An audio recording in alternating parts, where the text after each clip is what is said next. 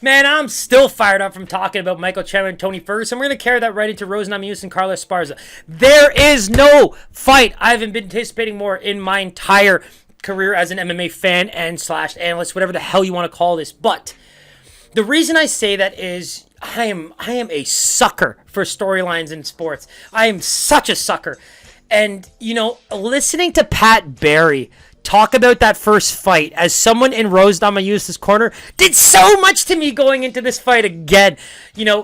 Carla is a fighter that I have been so vocal about supporting. You think back to having to sell the motorcycle to make ends meet, going on a rampage that she has to fight Rose Namajunas again for the title.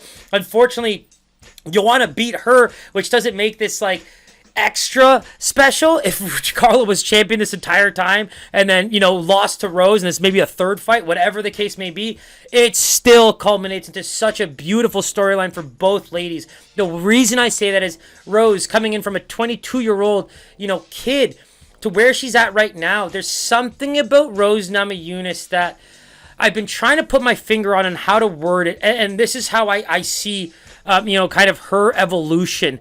It's one of those things where a fighter is so open about trauma, mental hurdles, and the thing that I absolutely love about Rose Namajunas is not the skill that I see in the octagon, because that for me was always there.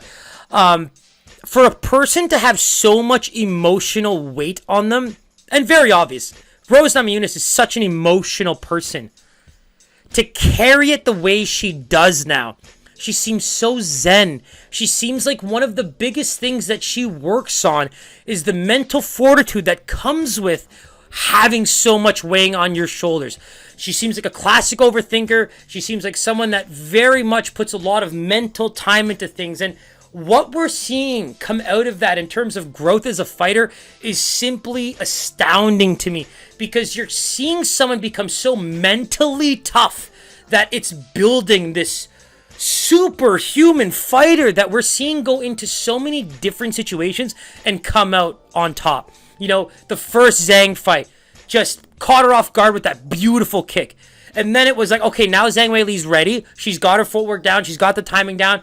Still, for how good Zhang Weili is, got a second chance at Rose, split decision win. There's so much evolution in this fight that makes it so damn fun to anticipate. Carla just is a fighter that would bring tears to your eyes if you've been a fan for as long as some of us have been, because the growth doesn't come from the fight. She's had to build a living out of this. Imagine becoming the first strawweight champion in the UFC, but selling your award to make ends meet. That is preposterous to me. Could you imagine in 2022 something like that happening? Social media, all of these ways that fighters can make a living.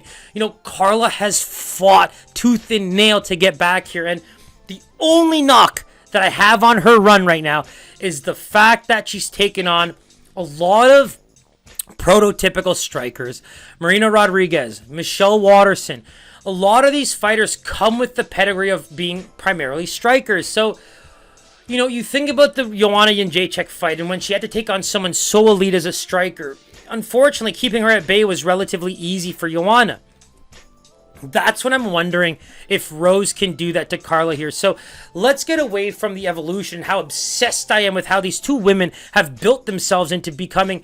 We talk about how strong women are in just life. These two women culminate into one of the craziest performances of just mental and physical toughness I've ever seen in combat sports, and I've been watching this shit my entire life. So, with that said, let's get into some of the technical stuff, and it actually comes down to pretty easy stuff. Can Rose distance strike long enough for her to be able to seek out that finish or even that decision win where it's just such a dominant striking performance? And Rose said it herself. She's been working so much on her wrestling that she is confident in saying that it can pretty much contest against anybody in the UFC. So what kind of version of Carla Esparza are we going to get? Yeah, the striking looks a lot better, but she has to land, right? She has to get in there and be able to finish. The Yan Jianan fight, for me, it's like What a culminating fight for her to get a title shot, to be that dominant as that wrestler that people find boring or whatever.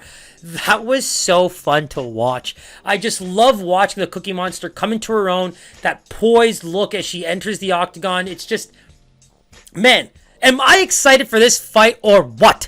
I have to edge Rose, and I'm going to do it as a minus 175 favorite from a Vegas perspective, but the amount of times I've bet on Carla as an underdog and won, I can't even tell you.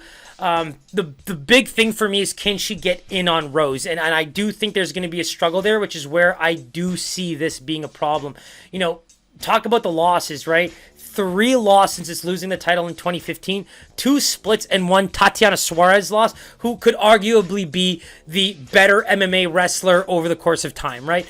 So the eliteness in this fight, both as people and as fighters, is overwhelming for me. And I'm so excited to watch this fight. And I'll be honest, I wouldn't even be upset if this was the main event over Charles Oliveira and Justin Gaethje. And I can tell you right now that Charles Oliveira, for me, so let's go with Rose, the minus 175. I think that's a fair line. She deserves to be a favorite here. But like, we also know where Carla can win this fight. And if she's able to get by those areas, my word, this is going to be a beautiful thing to watch. So let's take a look here. Rose, we did minus 175. Opener, minus 160. But that line has been pounded to minus 220, as high as minus 225. Carla opens as plus 138. Now as high as a plus 180. Ladies and gentlemen, we officially have ourselves a massive underdog title fight. And that's where we have the most fun. Hashtag Juliana Pena. Let's go.